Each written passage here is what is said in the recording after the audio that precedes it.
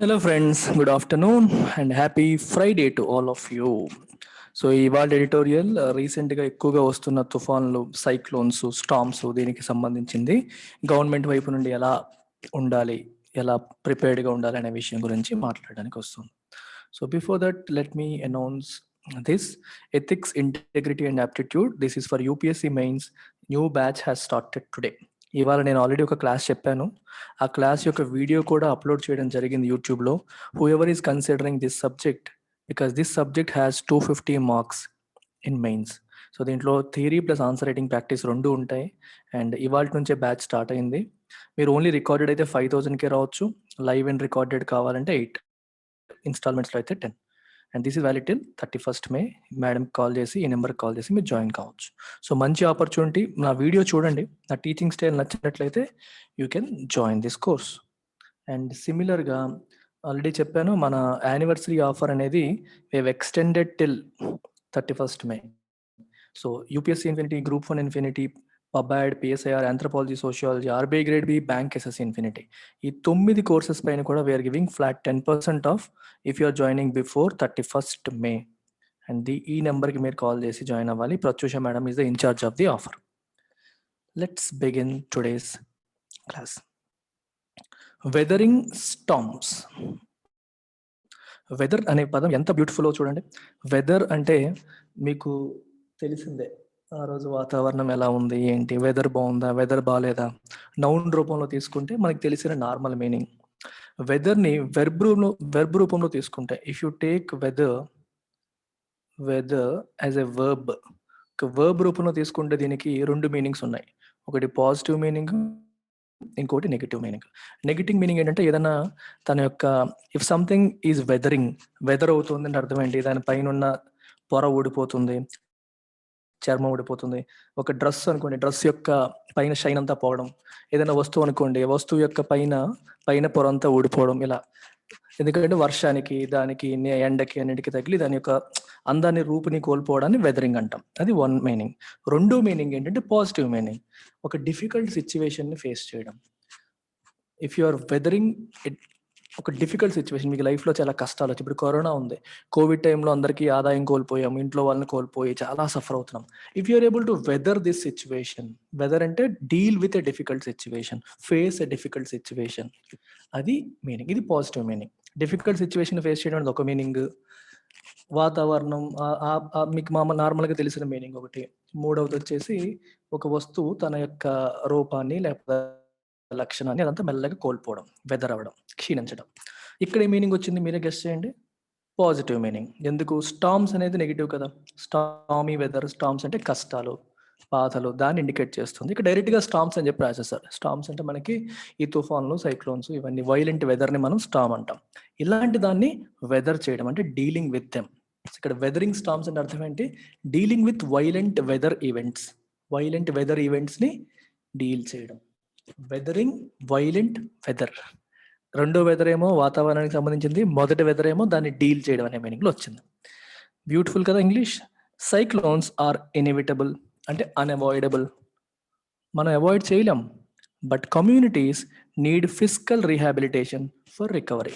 కానీ కమ్యూనిటీస్, ఈ సైక్లోన్స్ వల్ల ఇంపాక్ట్ అయిన కమ్యూనిటీస్కి ఫిజికల్ రీహాబిలిటేషన్ ఉండాలి. ఫిజికల్ అంటే రిలేటెడ్ టు ఫినాన్షియల్గా రీహాబిలిటేషన్. దెబ్బతిన్న వాళ్ళు మళ్ళీ నార్మల్ అవ్వడానికి రీహాబిలిటేషన్ అంటాం. రీహాబిలిటేషన్ ప్రోగ్రామ్ అంటారు. ఎవరైతే సఫర్ అయ్యారో ఏదైనా ఈవెంట్ వల్ల, if they become normal again, that means rehabilitation process జరుగుతుంది. సో రికవరీ జరగాలి అంటే, రికవరీ జరగాలంటే ఏం కావాలి? ఫిజికల్ సపోర్ట్ కావాలి. ఎవరు ఇవ్వాలి? గవర్నమెంట్ ఆర్థికంగా సహాయం చేయాలి. India's capacity to withstand multiple near simultaneous shocks is being tested with a very severe cyclonic storm Yaas striking Odisha just a week after an even stronger cyclone Tauktae wreaked havoc along the west coast. India's capacity to withstand అంటే తట్టుకోవడం, భరించడం, తట్టుకోగలగడం.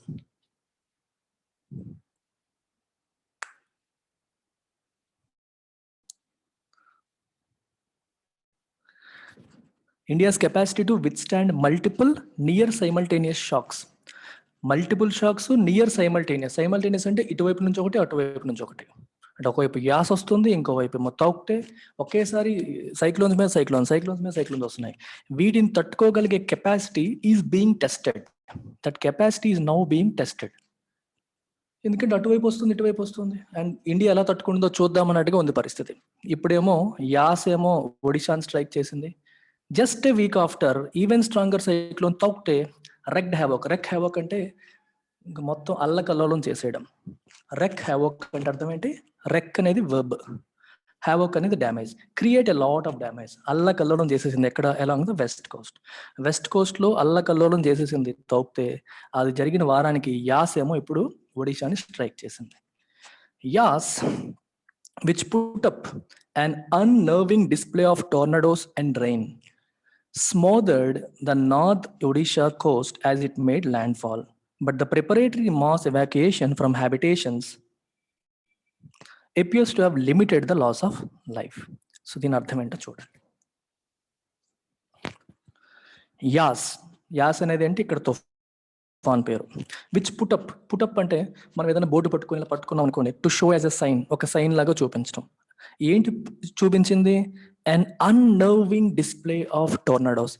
అన్నర్వింగ్ అంటే మనల్ని, మన యొక్క courage పోయేటట్టుగా, మన గుండె జారిపోయేటట్టుగా, మనని అన్నర్వ్ చేయడం అంటే మనకి టెన్షన్ పెట్టేసి, మన గుండె జారిపోయేటట్టుగా, మన కరేజ్ కోల్పోయేటట్టుగా చేయడం. It has put up an unnerving display of tornadoes. Tornado అంటే ఏంటి? మీకు తెలిసిందే, ఇది టోర్నాడో తెలుసు కదా, ఇలా అనమాట. ఇక్కడ నుంచి గాలి అలా పైకి లేవడం ఇలా. So this is called tornado. So ఈ టోర్నాడోస్ ఒకవైపు, రెయిన్ ఒకవైపు, విపరీతంగా గ్యాప్ లేకుండా ఈ యాస్ అనేది వరుస పెట్టి ఇవన్నీ డిస్ప్లే చేస్తూ వచ్చింది. అండ్ స్మోదర్ అంటే మీనింగ్ మనకి మామూలుగా స్మోదర్ అంటే ఊపిరాడకుండా చేయడం. మొత్తం 4 ఇప్పుడు నువ్వు ఏంటంటే ఒక తలగడ పట్టుకొని మన నెత్తి మీద అలా పెట్టేశారు అనుకోండి, స్మోదర్ చేసేసారు, ఊపిరాడకుండా చేసి చంపేశారు అని అర్థం. ఇక్కడ నార్దర్న్ ఒడిషా కోస్ట్ ని స్మోదర్ చేసిందంటే మొత్తం చుట్టుముట్టేసింది, వాళ్ళకి అసలు ఎటువంటి సహాయం లేకుండా, ఏది అందుకోలేకుండా ఇబ్బంది పెట్టేసింది అని అర్థం. Smother the north Odisha coast as it made landfall, but the preparatory mass evacuation from habitations అంటే నివాసిత ప్రాంతాలు. ప్రిపరేటరీ మాస్ ఎవాక్యుయేషన్ అంటే అర్థం ఏంటి? ఇది వస్తుందని ముందే అక్కడ నుంచి జనాల్ని మాస్గా ఎక్కువగా ఎవాక్యుయేట్ చేస్తారు. Appears to have limited the loss of life. ఇది ముందే ఎవాక్యుయేట్ చేయడం వల్ల లాస్ ఆఫ్ లైఫ్ అనేది తగ్గింది, అంటే ప్రాణ నష్టం అనేది తగ్గింది అని అర్థం.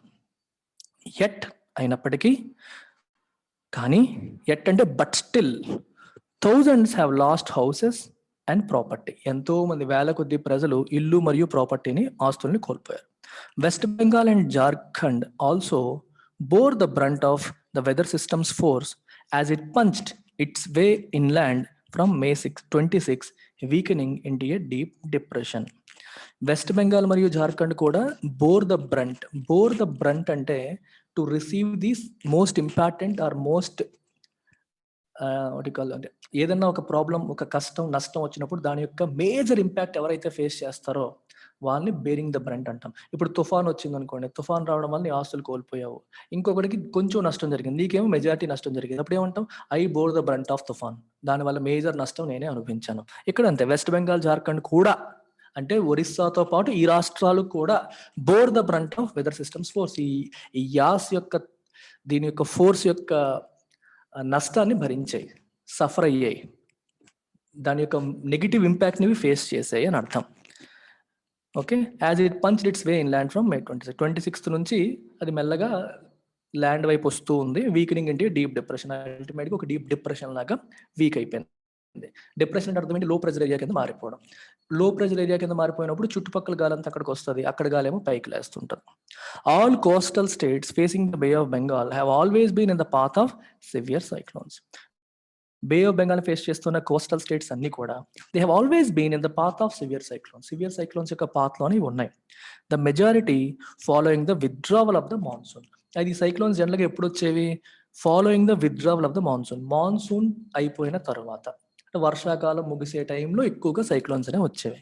But their vulnerability may be growing as pre monsoon and post monsoon storms increase in frequency and strength. అర్థమవుతుందా?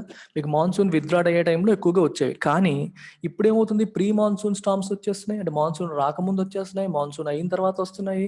అవేమో స్ట్రెంత్ పెరుగుతుంది, ఫ్రీక్వెన్సీ నెంబర్ ఆఫ్ టైమ్స్ ఎక్కువ సార్లు వస్తున్నాయి. సో కాబట్టి వాటి వల్నరబిలిటీ అనేది పెరుగుతుంది. వల్నరబిలిటీ అంటే అర్థం ఏంటి? Being at the receiving end, అంటే ఏదైనా ఒక రిస్కీ ఈవెంట్ యొక్క ఇంపాక్ట్ రావడానికి అవకాశం ఎక్కువగా ఉండడం. మీకు బెస్ట్ ఎగ్జాంపుల్ మలేరియా చెప్తాను ఇప్పుడు కూడా. Okay, people living in slum areas are more vulnerable to dengue or malaria. Posh ఏరియాస్లో లేకపోతే శుభ్రమైన ఏరియాస్లో ఉన్న వాళ్ళతో కంపేర్ చేసుకుంటే స్లమ్ ఏరియాస్లో ఉండే వాళ్ళకి మలేరియా లేదా డెంగీ సోకే రిస్క్ అనేది ఎక్కువ. దే ఆర్ మోర్ వల్నరబిలిటీ అనేది వాళ్ళకి ఎక్కువ. But their vulnerability may be growing as pre-monsoon and post-monsoon storms increase in frequency and strength. Moreover, for the second year running, states have been hobbled by the COVID-19 pandemic. హాబుల్ అంటే అర్థం ఏంటంటే, హాబుల్కి 2-3 meanings ఉంటాయి. నువ్వు సరిగ్గా నడవకుండా, if you are hobbling that means you are not walking properly, walking with pain, కొంచెం కుంటుతున్నట్టు సరిగ్గా నడవకపోవడం హాబ్లింగ్ ఒక ఆప్షన్. మీకు క్రికెట్లో ఎప్పుడు చూస్తే ఎవరైనా సరే ఫీల్డింగ్ చేస్తూ కానీ లేకపోతే బ్యాటింగ్ చేస్తూ కానీ కాళ్ళు మడత పడిపోయి లేకపోతే తొడకండరాలు పట్టేసి పడిపోతారు. అప్పుడు ఏం చేస్తారు? They hobble out of the field. కుంటూ ఫీల్డ్ నుంచి బయటకు వెళ్తూ ఉంటారు. మీకు ఈ పదం క్రికెట్ కామెంటరీలో చూస్తూ ఉంటాం. హాబుల్డ్, ఫీల్డ్ నుంచి మెల్లగా కుంటూ బయటకు, అంటే నార్మల్గా నడవట్లేదు అని అర్థం. అంటే ఇప్పుడు ఇక్కడ ఎలా అర్థం చేసుకోవాలి? స్టేట్స్ హ్యావ్ బీన్ హాబుల్డ్ అంటే స్టేట్ గవర్నమెంట్స్ నార్మల్గా ఫంక్షన్ అయ్యే అవకాశం లేకుండా COVID-19 చేసేసింది.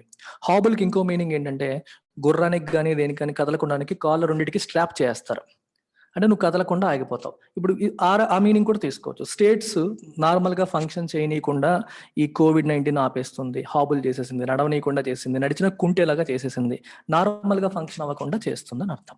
The 2021 season comes as another reminder that India will have to improve its resilience to cyclones. 2020-21 season అనేది comes as another reminder. Reminder అంటే అర్థం ఏంటి? గుర్తు చేసేది.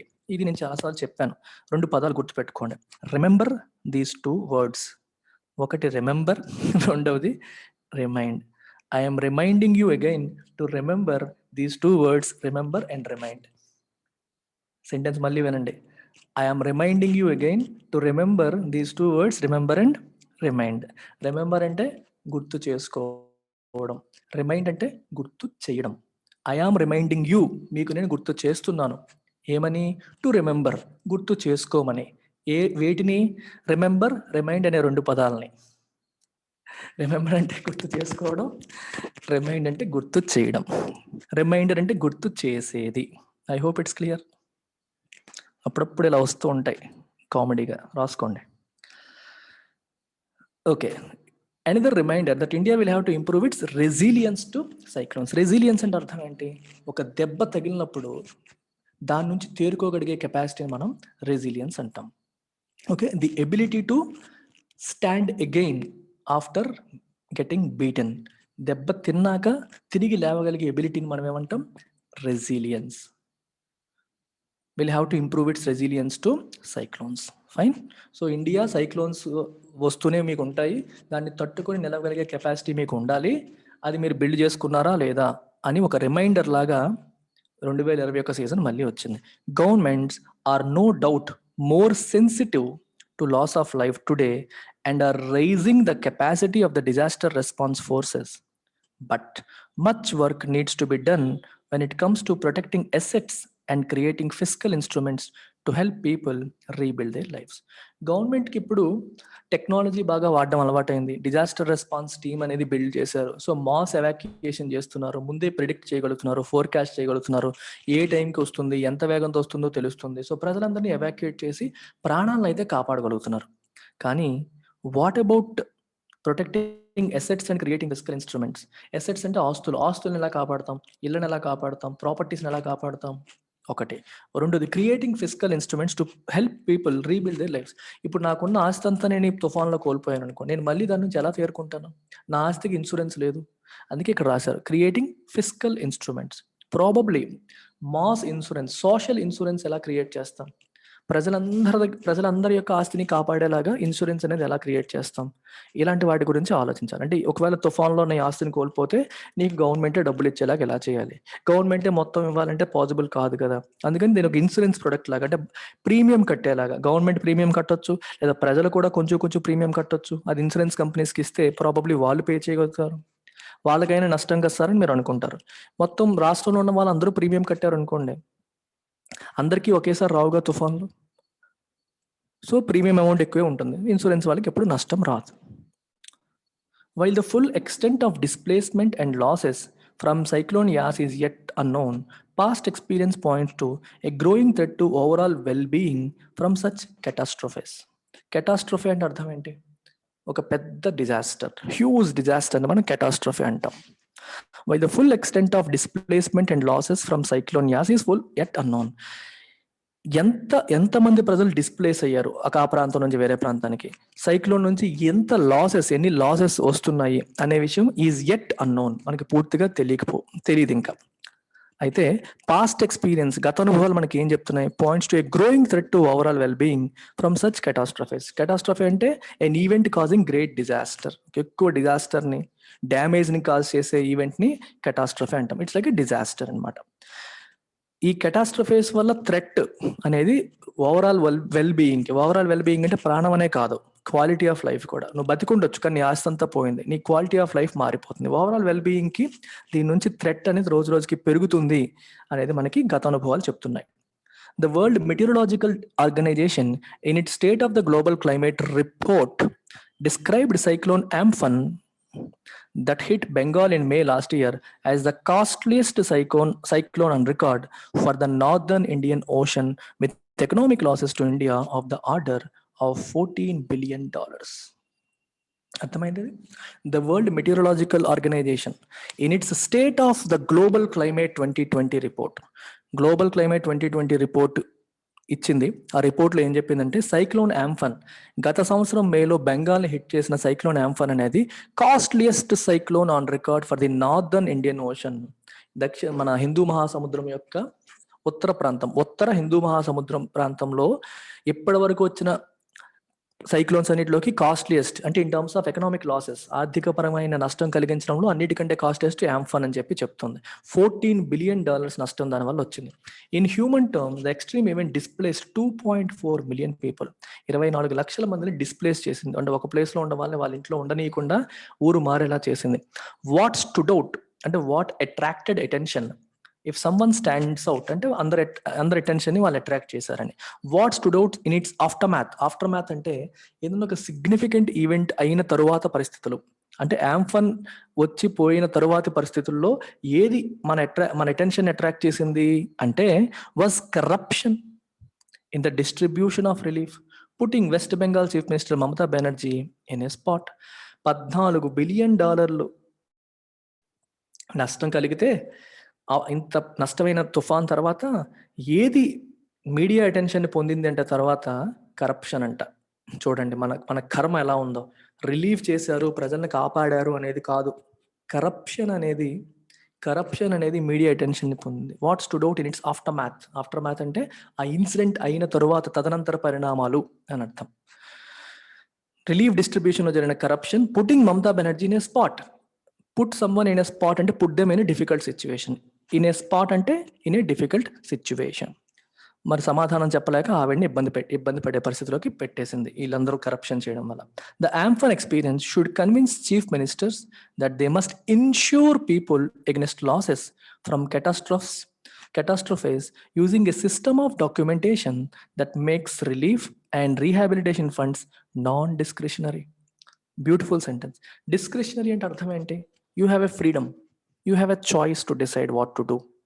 ఎంత రిలీఫ్ ఇవ్వాలి, ఎంత ఫండ్స్ ఇవ్వాలి ముఖ్యమంత్రి డిసైడ్ చేస్తే that is discretionary relief. Discretionary relief కాకుండా నాన్ డిస్క్రిషనరీ చేయాలి అంటే ఏం చేయాలి? డాక్యుమెంటేషన్ చేయాలి. ఈ రిలీఫ్ వర్క్, రీహాబిలిటేషన్ ఫండ్ అనేది నాన్ డిస్క్రిషనరీ చేయాలి. అంటే ప్రాబబ్లీ ఇన్ష్యూర్ చేయాలి. ఇన్ష్యూర్ చేసామనుకోండి, ఇన్సూరెన్స్ ఉన్న వాళ్ళందరికీ నీ చేతిలో ఉండదు. ఎక్కువ ఇన్సూరెన్స్ చేసుకునే వాళ్ళకి ఎక్కువ, తక్కువ ఇన్సూరెన్స్ చేసుకునే వాళ్ళకి తక్కువ, లేదా అందరికీ ఒకేలా ఇన్సూరెన్స్ చేస్తే ఇన్సూరెన్స్ చేసినట్టుగా, అంటే నీ ఆస్తి బట్టి ఇన్సూరెన్స్ ఉంటుంది. నీ ఆస్తి తక్కువ అనుకోండి, ప్రీమియం తక్కువ ఉంటుంది. ఆస్తి ఎక్కువ ఉంటే ప్రీమియం ఎక్కువ ఉంటుంది. ఆ ఇన్సూరెన్స్ అనేది గవర్నమెంట్ అన్నా కట్టొచ్చు, లేదా ప్రజల చేత అన్నా కట్టించవచ్చు. సో దాన్ని బట్టి ఎవరికి ఎంత ఇవ్వాలనేది మన చేతిలో ఉండదు, అసలు ఎంత ఫండ్స్ ఇవ్వాలనేది మన చేతిలో ఉండదు. ఇన్సూరెన్స్ డాక్యుమెంటేషన్ ప్రకారం వెళ్ళిపోతుంది. అప్పుడు కరప్షన్ జరిగే అవకాశం కూడా తగ్గుతుంది అనేది ఉద్దేశం ఇక్కడ. Half a century of economic wisdom postulates that governments are best placed to compensate people since they can spread the cost of the risk of disasters across population. 50 సంవత్సరాల విజ్డమ్, ఈ ఈ జ్ఞానం అనేది మనకి ఏం చెప్తుంది చెప్పండి. ఇట్ పాస్టులేట్స్, ప్రపోజ్ చేస్తుంది ఏమని, that governments are best place to compensate people. ప్రజలకి నష్టపరిహారం కల్పించడానికి, అంటే వాళ్ళని కాంపెన్సేట్ చేయడానికి గవర్నమెంట్కి ఎక్కువ అవకాశం ఉంది. ఎందుకని? సిన్స్ అంటే because they can spread the cost of the risk of disasters across the population. For example, ఏపీలో శ్రీకాకుళం ఉద్దానం ప్రాంతంలో తుఫాన్ వచ్చింది అనుకుందాం. గవర్నమెంట్ ఏపీలో ఉన్న ప్రతి వ్యక్తికి కూడా వాళ్ళకి ఇచ్చే గవర్నమెంట్ సర్వీసెస్లోనూ దేంట్లోనూ కొంత పోర్షన్ని తీసేసి అది ఇన్సూరెన్స్ ప్రీమియం కింద అందరికీ కూడా మేము ఇన్సూరెన్స్ కడుతున్నాం అని చెప్పి ఏదైనా ఒక ఎల్ఐసికో లేకపోతే ఎవరికో అప్పచెప్పారనుకోండి. సో ప్రతి వ్యక్తికి స్కీమ్స్లోనో దేంట్లోనో గవర్నమెంట్ నుంచి రావాల్సిన మనీలో కొంత పోర్షన్ తీసేయడమో, లేకపోతే ప్రజలకే కట్టమని చెప్పడమో చేసినప్పుడు ఏమవుతుంది, everybody pays something. Let's say నేనేమో 1000 రూపాయలు కట్టాను అనుకోండి, నా తరపున గవర్నమెంట్ కూడా 1000 రూపాయలు వేసి ఆర్ నేను ఒక ఎగ్జాంపుల్ చెప్తున్నాను. ఈ రకంగా ప్రజలందరి దగ్గర కూడా మనీ కలెక్ట్ చేసి ఒక ఇన్సూరెన్స్ ప్రీమియం లాగా దేనికి, ఎక్స్ట్రీమ్ వెదర్ ఈవెంట్ వచ్చినప్పుడు ఆ మనీని ఉపయోగిస్తారు. సో ఎల్ఐసికో ఎవరికో ఇచ్చారనుకోండి, మనందరి ఇల్లు కూడా ప్రొటెక్ట్ అయిపోతాయి. ఏ ప్రాంతంలో వచ్చిందో ఆ ప్రాంతం వాళ్ళు ఇన్సూరెన్స్ క్లెయిమ్ చేసుకోవచ్చు. ఇన్సూరెన్స్ కంపెనీకి కూడా నష్టం రాదు, ఎందుకంటే అందరూ ఒకేసారి క్లెయిమ్ చేయరు కదా, అందరికీ ఒకేసారి రాదు కదా ప్రాబ్లం. సో అందరికీ సేఫ్టీ ఉంటుంది. ఎవరైతే జీవితాలు దుర్భరం కాకుండా వాళ్ళ ఆస్తులు వాళ్ళు మరి తిరిగి పొందే అవకాశం అనేది వస్తుంది. మిగిలిన వాళ్ళకి అట్లీస్ట్ ఒక సేఫ్టీ ఉంది అన్న భావన. ఇన్సూరెన్స్ కాన్సెప్ట్ అదే కదా, అందరూ ఎల్ఐసి ప్రీమియం కడతారు, లైఫ్ ఇన్సూరెన్స్ కడతారు. మరి ఎల్ఐసి వాళ్ళకి నష్టం ఎందుకు వస్తుంది? కొంతమంది చనిపోతారు, అందరూ చనిపోరుగా. అందరి దగ్గర తీసుకున్న దాంట్లో కొంత భాగం చనిపోయిన వాళ్ళకి ఇస్తారు, మిగిలిన వాళ్ళు ఉంచుకుంటారు, వాళ్ళకి లాభం వస్తున్నారు. ఇలా ఇక్కడ కూడా అంతే, కొందరు ఇల్లే నాశనం అవుతాయి, నాశనం అయిన వాడికి హెల్ప్ అవుతుంది, మిగిలిన వాళ్ళకి సేఫ్టీ ఉంటుంది, అలాగనమాట. But the challenge is to address the risk of cyclones and other extreme weather events using specific funds, making citizens members in a social insurance model. ఇప్పుడు నేను చెప్తుంది అదే, ఎలాగా ఈ సైక్లోన్స్ యొక్క రిస్క్ని, ఎక్స్ట్రీమ్ వెదర్ ఈవెంట్స్ యొక్క రిస్క్ని ఎలా అడ్రస్ చేయాలి, ఆ అడ్రస్ చేసే ఛాలెంజ్ అనేది ఎలా చూడాలి, యూజింగ్ స్పెసిఫిక్ ఫండ్స్ ఉపయోగించి. ఆ ఫండ్స్ ఎలా వస్తాయి? Making citizens members in social insurance. ఇప్పుడు నేను మీకు చెప్పింది అదే, సిటిజన్స్ కూడా అందులో మెంబర్స్ చేసి, ప్రాబబ్లీ గవర్నమెంట్ కొంత పెట్టి, సిటిజన్స్తో కొంత పెట్టించి ఒక సోషల్ ఇన్సూరెన్స్ క్రియేట్ చేస్తే entire state, entire country is insured. Moreover, considering the negative climate change impact on tropical cyclones, tropical అంటే 2 ట్రాపిక్స్ మధ్యలో, tropic of cancer, tropic of capricorn మధ్యలో ఉన్నది కదా మన ఇండియా.